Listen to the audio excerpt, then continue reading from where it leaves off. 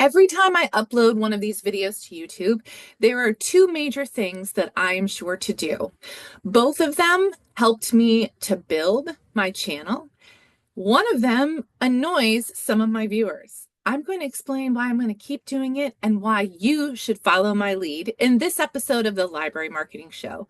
Hi, everybody. I'm Angela Hursh from superlibrarymarketing.com. Head on over to the website and scroll to the bottom left-hand corner. Give me your email address. I won't share it with anyone, but you will get a notification every time I post an article or a video. I also encourage you to check out the Library Marketing Show tab.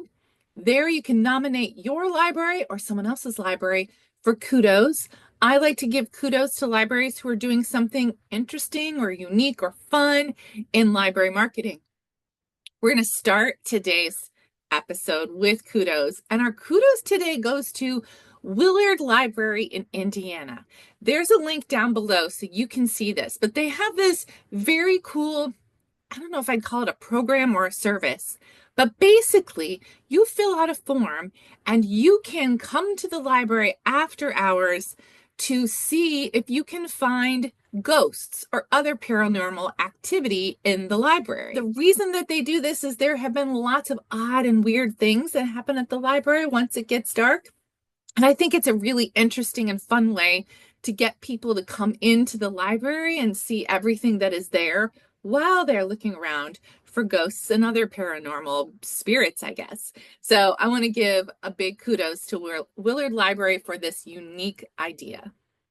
Okay, it's time to get into today's topic, which is the two things that I do every time I upload a video to YouTube. I've noticed more libraries are putting an icon for YouTube on their websites, and more libraries are posting videos to YouTube, which I think is a really smart idea. We know consumption of video on YouTube is going up in all age groups, so I think it is really smart to do some programming of video on YouTube.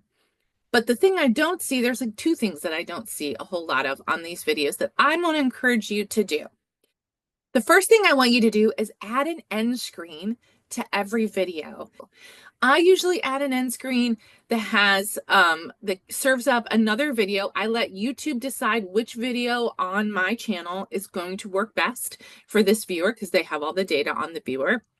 And then there's also a little circle there where people can subscribe to my channel. It takes 2 seconds, and I want you to add that to every single video that you have on YouTube. You can go back and add an end screen to all of your previous YouTube videos. I would encourage you to do that as well. The second thing that I do, and this is the thing that annoys some viewers, so let me explain why I do it and why I'm going to keep doing it.